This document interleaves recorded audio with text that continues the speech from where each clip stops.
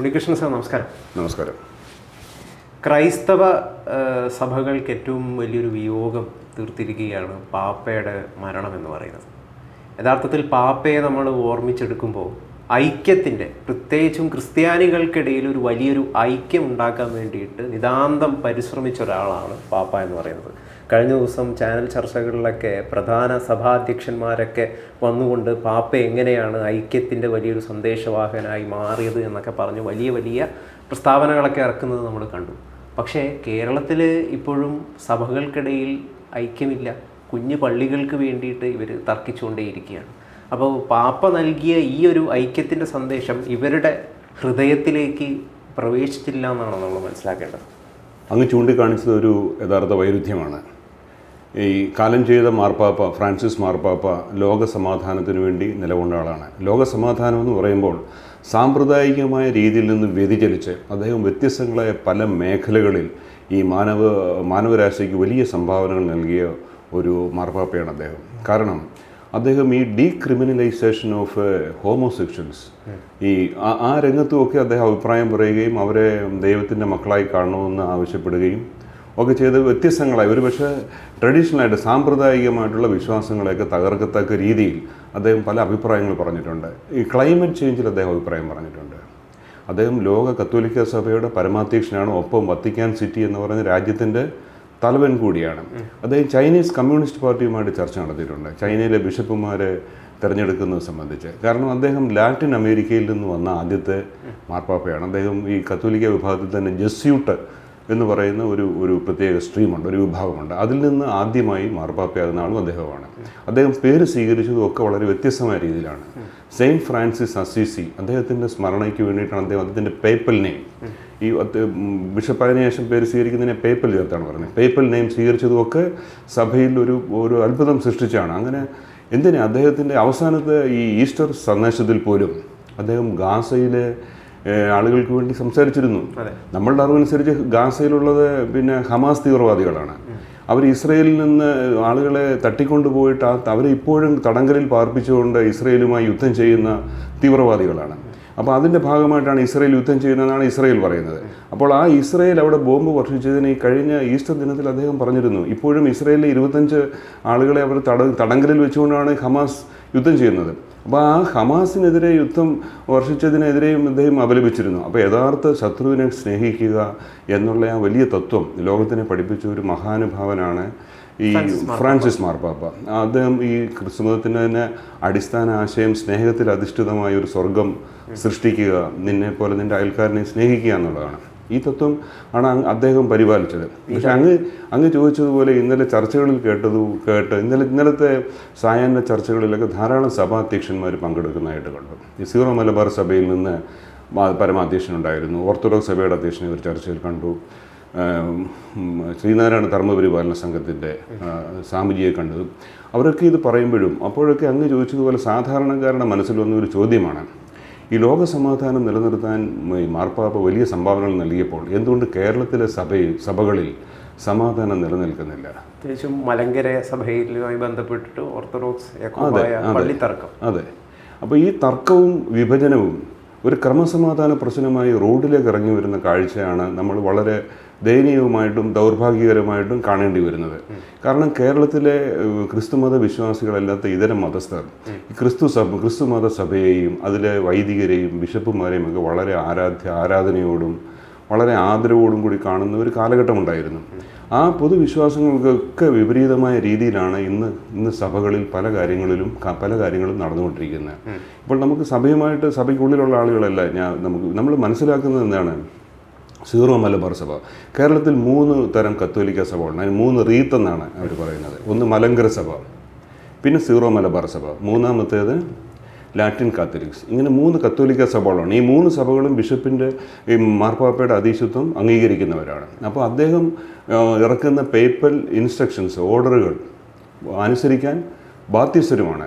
പക്ഷെ ഈ 3 സഭകളിലെ വളരെ പ്രമുഖമായ ഒരു സഭയാണ് സീറോ മലബാർ സഭ. ഏറ്റവും കൂടുതൽ കുറേ വലിയ സമ്പന്നമായ ഒരു സഭ കൂടിയാണ്. ഈ സീറോ മലബാർ സഭയ്ക്ക് 31 ഡയോസിസ് രൂപതകളാണുള്ളത്. അതിലൊരു രൂപതയാണ് അങ്കമാലി എറണാകുളം രൂപത. അത് ഉയർന്ന രൂപതയാണ്. ആർച്ച് ഡയോസിസ് എന്നാണ് പറയുന്നത്, ആർച്ച് ബിഷപ്പൊക്കെ ഉള്ള രൂപതയാണ്. ഈ അങ്കമാലി എറണാകുളം രൂപത ഈ കേരളത്തിലെ സീറോ മലബാർ സഭ 2021 നിർദ്ദേശിച്ച ഒരു ആരാധനാക്രമം പിന്തുടരാൻ അവർ തയ്യാറല്ല. ഇതാണ് നമ്മൾ മനസ്സിലാക്കുന്നത്. അതായത് ഈ വിശുദ്ധ കുർബാന അർപ്പിക്കുമ്പോൾ ഈ വൈദികൻ അദ്ദേഹം ഏത് ഡയറക്ഷനിലേക്ക് നിന്ന് വേണം ഇത് കുർബാന അർപ്പിക്കാൻ എന്നുള്ളതാണ് ഈ തർക്കത്തിൻ്റെ കാതൽ. ഒന്നിന് ജനാഭിമുഖ കുർബാന എന്ന് പറയും. ഈ കുർബാനയിൽ പങ്കുകൊള്ളുന്ന വിശ്വാസികളെ അഭിമുഖീകരിച്ചുകൊണ്ട് കുർബാന നടത്തണമെന്നും അല്ലാതെ തിരിഞ്ഞു നിന്നാണ് വേറൊരു വിഭാഗം നടത്തുന്നത്. അപ്പോൾ ഈ ജനാഭിമുഖ കുർബാന ആണ് വേണ്ടത് എന്നാണ് ഈ വിഘടിച്ച് നിൽക്കുന്ന അല്ലെങ്കിൽ വ്യത്യസ്ത അഭിപ്രായമുള്ള സീറോ മലബാർ സഭയിലെ തന്നെ രൂപതയായ എറണാകുളം അങ്കമാലി രൂപത ആവശ്യപ്പെടുന്നത്. അതിൻ്റെ കാരണങ്ങളൊക്കെ എന്താണെന്ന് നമുക്ക് പുറകിൽ നമുക്ക് വെളിയിൽ നിന്ന് മനസ്സിലാകുന്നില്ല. ഇങ്ങനെ ഈ കുർബാന ഒരു സാമ്പ്രദായികമായ രീതിയിൽ നിന്ന് ഉള്ള വ്യത്യാസമാണ്. പക്ഷേ ഇത് സാധാരണക്കാർ കാണുമ്പോൾ ഇതെപ്പോഴാണ് ശ്രദ്ധയിൽപ്പെടുന്നത്? ഇതൊരു ക്രമസമാധാന പ്രശ്നമായി വളർന്ന് ന്യൂസിൻ്റെയൊക്കെ ഹെഡ് ന്യൂസായിട്ട്, ഇപ്പം നമ്മൾ പലപ്പോഴും വാർത്തകളൊക്കെ ഒന്ന് ഹെഡ് ന്യൂസ് കേട്ടിട്ട് പോകാൻ വേണ്ടി നിൽക്കുമ്പോൾ പല ദിവസങ്ങളിലും ഹെഡ് ന്യൂസായിട്ട് കടന്നു വരുന്നത് സീറോ മലബാർ സഭയിൽ അങ്കമാലി എറണാകുളം രൂപതയിലുമായിട്ടുള്ള തർക്കം, അവിടെ പോലീസ് ലാത്തിച്ചാർജ് നടക്കുന്നു. ഇത് വരുമ്പോഴാണ് സാധാരണക്കാരുടെ ശ്രദ്ധ ഇതിലേക്ക് തിരിയുന്നത്. അപ്പോൾ അത് നമുക്ക് സാധാരണക്കാർക്ക് ഈ സഭയൊക്കെ വളരെ ആദരവോടുകൂടി കാണുന്നവരിൽ വളരെ ഞെട്ടലുണ്ടാകും. അപ്പോഴാണ് നമ്മൾ ഇന്നലത്തെ ഈ ചർച്ചകളുടെ സാങ്കത്യത്തിനെ വിശകലനം ചെയ്യാൻ നിർബന്ധിതരാകുന്നത്. ഈ ലോക സമാധാനത്തിന് വേണ്ടി ശത്രുക്കളെ പോലും, ഈവൻ ഗാസയിലെ ശത്രുക്കളെ പോലും സ്നേഹിക്കുന്ന മാർപ്പാപ്പയുടെ കീഴിൽ വരുന്ന സഭയിൽ ഇവിടെ ഈ പൊരിഞ്ഞാടി റോഡിൽ ഈ ക്രമസമാധാന പ്രശ്നത്തിലേക്ക് വരുമ്പോൾ അതിൻ്റെ ഒരു അപഹാസ്യത സഭാവിശ്വാസികൾ മനസ്സിലാക്കുമ്പോൾ അത് ഒരു സമാധാനം നിലനിർത്താൻ ഈ ഒരു അവസരം അവർക്ക് പ്രയോജനകരമാണ്. അപ്പോൾ അവിടെ ഉയർന്നു കേൾക്കുന്നത് മുദ്രാവാക്യങ്ങളൊക്കെ ഒരിക്കൽ ആ ബഹളത്തിൽ നിന്ന് കേട്ടാണ് വരുത്തന്മാർക്ക് ഇവിടെ എന്താണ് കാര്യമെന്ന്. അപ്പോൾ അതിനെക്കുറിച്ച് അന്വേഷിച്ചപ്പോൾ അറിഞ്ഞത് ഈ അങ്കമാലി എറണാകുളം രൂപത മറ്റ് സ്ഥലങ്ങളിൽ നിന്ന് വരുന്ന വൈദികരെയോ പിതാക്കന്മാരെയോ അംഗീകരിക്കാൻ തയ്യാറല്ല. അതാണ് ഈ വരുത്തൻ ഇരുത്തൻ എന്നൊക്കെ ഒരു തർക്കമൊക്കെ അതിലുള്ളതായിട്ടൊക്കെ ഇങ്ങനെ പറഞ്ഞു കേൾക്കുന്നതാണ്. അപ്പോൾ ഇങ്ങനെയുള്ള പിന്നീട് പറഞ്ഞു കേൾക്കുന്നത് ഈ രൂപതകളിൽ ഏറ്റവും കൂടുതൽ വരുമാനമുള്ളത്, ഏറ്റവും കൂടുതൽ സമ്പത്തുള്ള രൂപത അങ്കമാലി എറണാകുളം രൂപതയാണ്. അവിടെ വലിയ സമ്പന്നമായ ദേവാലയങ്ങളുണ്ട്. ഈ കൊരട്ടി ദേവാലയം, എടപ്പള്ളി, അങ്ങനെയുള്ള ധാരാളം വാടക കിട്ടുന്ന ബിൽഡിങ്സ് ഒക്കെ ഉള്ളത്. അപ്പം ഈ രൂപതയുടെ അവർക്ക് സ്വതന്ത്രമായി നിലനിൽക്കാനാവും, അതുകൊണ്ട് വിഘടിച്ച് നിൽക്കാനും തയ്യാറാണെന്ന് മറ്റു വിഭാഗം ആരോപിക്കുന്നു. അപ്പം ഇങ്ങനെയൊക്കെയുള്ള ആ തർക്കങ്ങൾ എന്തുവായിക്കൊള്ളട്ടെ, ഈ സാധാരണക്കാരുടെ അതിലുള്ള ഒരു വൈഷമ്യം അല്ലെങ്കിൽ അത് കാണുമ്പോൾ ഉള്ള ഒരു ബുദ്ധിമുട്ട് എന്ന് പറഞ്ഞു കഴിഞ്ഞാൽ വളരെ ആദരവോടും ബഹുമാനത്തോടും കൂടി കണ്ടിരുന്ന ഇതാണ് കത്തോലിക്ക സഭയിലെ അവസ്ഥ. തിരിച്ചിങ്ങോട്ട് വന്നു കഴിഞ്ഞാൽ ഇവിടെ ഓർത്തഡോക്സ് ജാക്കബൈറ്റ് എന്ന് പറഞ്ഞ് 100 വർഷത്തിൽ കൂടുതലായിട്ട് തർക്കം നടക്കുന്ന മറ്റൊരു സഭയാണ്. അത് നോൺ കാത്തലിക്സ് ആണത്. അതിനെയാണ് ഈ ബാവ മെത്രാൻ കക്ഷി തർക്കം എന്നറിയപ്പെടുന്ന വളരെ നീണ്ട നിയമയുദ്ധങ്ങളാണ് നടക്കുന്നത്. മനസ്സിലായില്ലേ? അതിൻ്റെ തർക്കത്തിൻ്റെ കാരണവും ഈ വെളിയിൽ നിന്ന് അന്വേഷിച്ചപ്പോൾ ഈ തർക്കം കാരണം അവിടെ അതിരൂക്ഷമായ തർക്കമാണ്. പള്ളികളിൽ ശവസംസ്കാരം അനുവദിക്കാതിരിക്കുക, ഈ മൃതശരീരവുമായി ഒരു വിഭാഗം റോഡിൽ ധർണ നടത്തുക, മറുവിഭാഗത്തിന് ലാത്തിച്ചാർജ് നടക്കുക, പിന്നെ പള്ളികൾ കോടതി വിധി അനുസരിച്ച് ഒരു വിഭാഗം മറുവിഭാഗത്തിന് കൈമാറണമെന്നുള്ള സുപ്രീം കോടതി വിധി വരിക, അത് നടപ്പാക്കാൻ വരുന്ന കളക്ടറെയും പോലീസ് ഉദ്യോഗസ്ഥന്മാരെയും ഭീഷണിപ്പെടുത്തത്തക്കതുപോലെ സ്ത്രീകൾ ഉൾപ്പെടെയുള്ള വിശ്വാസികൾ പള്ളി മേടകളിൽ കയറി നിന്ന് തൊട്ടടുത്തൂടെ ഒഴുകുന്ന നദിയിലേക്ക് ചാടുമെന്ന് ഭീഷണിപ്പെടുത്തുക. അപ്പോൾ അവിടെ ഫയർഫോഴ്സും പ്രൊട്ടക്ഷനും പോലീസും ഒക്കെ വന്ന് വിധി നടപ്പാക്കുന്നു. ഇതൊക്കെയും ഇങ്ങനെയൊക്കെയുള്ള ആത്മീയ നേതാക്കന്മാരുടെ ആത്മീയ നേതൃത്വമുള്ള സഭകളിൽ നടക്കുന്ന കാണുമ്പോഴുള്ള അമ്പരപ്പാണ് ഈ ചർച്ചയ്ക്ക് കാരണമായി തീർന്നത്. അതായത് മഹാനായ ക്രിസ്തുവിൻ്റെ വചനങ്ങളെ പോലും നിരാകരിച്ചുകൊണ്ടുള്ള പ്രവൃത്തികളാണ് ഇവർ നടത്തിക്കൊണ്ടിരിക്കുന്നത്. അത് നമ്മൾ ഗാന്ധിജിയെക്കുറിച്ച് പറയും. ഗാന്ധിജിയെ ഓർക്കുന്ന 2 ദിവസങ്ങൾ ഗാന്ധി ജയന്തിയും ഗാന്ധിയുടെ രക്തസാക്ഷി ദിനമാണെന്ന് പറയാം. ആ 2 ദിവസങ്ങളിലെ ഗാന്ധിജി ജീവിച്ചിരിക്കുന്നു എന്ന് പറയും. ഇതേറെക്കുറെ പല പ്രവാചകന്മാർക്കും ഇത് ബാധകമാണെന്ന് ആളുകൾ ദുഃഖത്തോടു കൂടി സ്മരിക്കാറുണ്ട്. ആ ഇടയ്ക്കുള്ള ദിവസങ്ങളിൽ ഇവരൊന്നും ജീവിച്ചിരിക്കുന്നില്ല. ഈ 2 ദിവസങ്ങളിൽ മാത്രമായിട്ട് ആഘോഷങ്ങളെ ചുരുങ്ങുകയാണ്. അപ്പോൾ ഈ ഓർത്തഡോക്സ് ജാക്കബൈറ്റ് ചർച്ചയിൽ വരുന്നതും അതുമൊക്കെ വിശ്വാസത്തിൽ 2 കൂട്ടരും വിശ്വസിക്കുന്ന പ്രവാചകനായ യേശു ക്രിസ്തുവിലാണ്.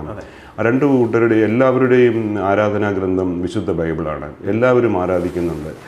പക്ഷേ അവരുടെ തർക്കങ്ങൾ മറ്റ് പ്രധാനമായിട്ടും മനസ്സിലാക്കുന്നത് അതിൻ്റെ ഈ സഭകളുടെ സ്വത്ത് സംബന്ധമായിട്ടൊക്കെയുള്ള കാര്യങ്ങളാണ് തർക്കം വരുന്നത്. പള്ളികൾ ആര് ഭരിക്കണം, അങ്ങനെയൊക്കെയുള്ള കാര്യങ്ങളാണ് തർക്കം വരുന്നത്. ഈ ഓർത്തഡോക്സ് ജാക്കബൈറ്റ് തർക്കങ്ങളിൽ ഈ അന്ത്യോക്യയിൽ ഒരു പാത്രിയാർക്കീസ് ബാവയുണ്ട്.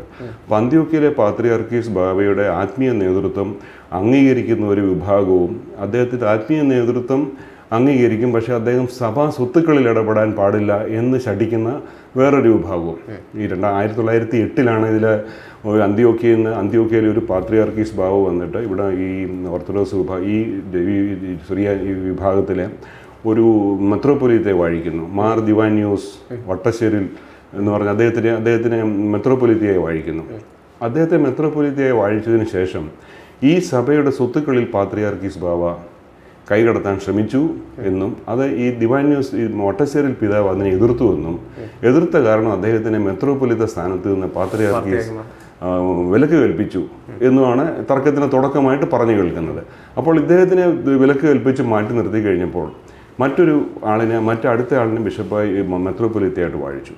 അപ്പോൾ ഇതിൽ മാറ്റി നിർത്തപ്പെട്ട മെത്രോപൊലിത്തയെ അനുകൂലിച്ചവർ മെത്രാൻ കക്ഷിയെന്നും പുതുതായിട്ട് വന്ന മെത്രോപൊലിത്തയെ അനുകൂലിച്ചവർ ബാവ കക്ഷി എന്നും തിരിഞ്ഞാണ് ഈ തർക്കം തുടങ്ങുന്നത്. വിഭജനങ്ങൾ രൂപപ്പെട്ടുകൊണ്ട് അവിടെയും സ്വത്ത് സംബന്ധിച്ചുള്ളതാണ്. ആത്മീയ നേതൃത്വത്തിന് അവർ തയ്യാറാണ്, പക്ഷേ സ്വത്ത് സംബന്ധിച്ചുള്ള കാര്യങ്ങളിൽ പാത്രിയാർക്കീസ് ഇടപെടുന്നതിന് ഒരു വിഭാഗം എതിർത്തു എന്നാണ് പറയുന്നത്. അപ്പോൾ ഈ സ്വത്ത് സംബന്ധിച്ചുള്ള കാര്യങ്ങളിലാണ് ഈ തർക്കങ്ങൾ വരുന്നത്. പക്ഷേ ഈ തർക്കങ്ങൾ ഇന്നലെ ആദരണീയനായ മാർപ്പാപ്പ കാലം ചെയ്ത ഈ അവസരത്തിൽ ഇന്നലെ ധാരാളം ചർച്ചകൾ എല്ലാ സഭാ നേതാക്കന്മാരും വന്നിരുന്ന് അദ്ദേഹം നടത്തിയ സമാധാന ശ്രമങ്ങളും ഒക്കെ വളരെ ആദരവോടുകൂടി ചർച്ച ചെയ്യുമ്പോൾ അത് നമ്മുടെ ഈ കേരളത്തിലെ സഭകളിലേക്ക് പുലരട്ടെ, അത് താഴേക്ക് വരട്ടെ, ഇവിടെ സമാധാനം പുലരട്ടെ, ക്രമസമാധാനത്തിന് ഭഞ്ജനം ഉണ്ടാകാതിരിക്കട്ടെ എന്ന് സാധാരണക്കാരുടെ ഒരു ആഗ്രഹം ആണ് പ്രകടിപ്പിക്കുന്നത് നമ്മൾ ഈ ചർച്ചയിൽ. അതെ, തീർച്ചയായിട്ടും. പക്ഷേ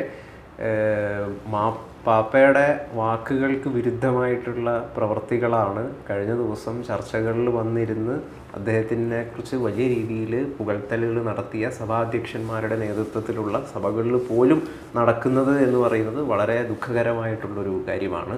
എന്തായാലും ലോകത്തിന് നല്ലൊരു ഇടമാക്കി മാറ്റാൻ വേണ്ടിയിട്ട് തൻ്റെ വാക്കുകളിലൂടെയും പ്രവൃത്തികളിലൂടെയും പല വിധത്തിലുള്ള ശ്രമങ്ങൾ നടത്തിയ ഐക്യപ്പെടലിൻ്റെ വലിയ സന്ദേശവാഹനായ പാപ്പയെ നിരാകരിക്കുന്ന പ്രവൃത്തികൾ കേരളത്തിലെ സഭാ അധ്യക്ഷന്മാരോ സഭാ നേതൃത്വങ്ങളോ കാണിക്കാതിരിക്കട്ടെ. കുഞ്ഞു പള്ളിത്തർക്കത്തിൻ്റെ പേരിൽ ആളുകളുടെ മനസ്സിൽ ഒരു വിഭജനത്തിൻ്റെ വിത്ത് മുളപ്പിക്കുകയാണ് ഇവർ ചെയ്തുകൊണ്ടിരിക്കുന്നത് എന്നാണ് സാറ് ഏറ്റവും ഒടുവിൽ പറയുന്നത്, അല്ലേ? ഒരു കാര്യം കൂടി എനിക്ക് പറയാനുള്ളത്, ഇന്നലെ ഈ ചർച്ച പല ചാനലുകളിലും നടക്കുന്നത് കണ്ടു. ഒരു ആങ്കർ പോലും ഈ ഒരു വിഷയം ചർച്ചയിൽ കൊണ്ടുവന്നില്ല. ഈ ലോകസമാധാനത്തിന് അദ്ദേഹത്തിൻ്റെ സംഭാവനകളെക്കുറിച്ചൊക്കെ വളരെ ആദരവോടുകൂടി ചർച്ച ചെയ്യുമ്പോഴും എന്തുകൊണ്ട് ഈ സമാധാനം കേരളത്തിൽ നിലനിർത്താൻ കഴിയുന്നില്ല, എന്തുകൊണ്ട് അദ്ദേഹത്തിൻ്റെ വാക്കുകളിൽ ഇവിടെ ആദരവോടുകൂടി സ്വീകരിക്കുന്നില്ല? ഈ ചോദ്യം മനഃപൂർവ്വം നമ്മുടെ മുഖ്യധാര മാധ്യമങ്ങൾ മനഃപൂർവ്വം സാധാരണ ചെയ്യാറുള്ളത് പോലെ അവരത് തമസ്കരിച്ചു. അവർ ആ ചോദ്യത്തിൽ നിന്ന് ഒഴിവായി. എന്തായാലും ഇന്ത്യയിൽ 3 ദിവസത്തെ ദുഃഖാചരണമാണ്. എന്തായാലും പാപ്പയുടെ സന്ദേശം അദ്ദേഹത്തിനുള്ള ആദരവ് എല്ലാവരും അനുഷ്ഠിക്കാൻ നമ്മൾ ഓരോരുത്തരും ബാധ്യസ്ഥരാണ്. തീർച്ചയായും.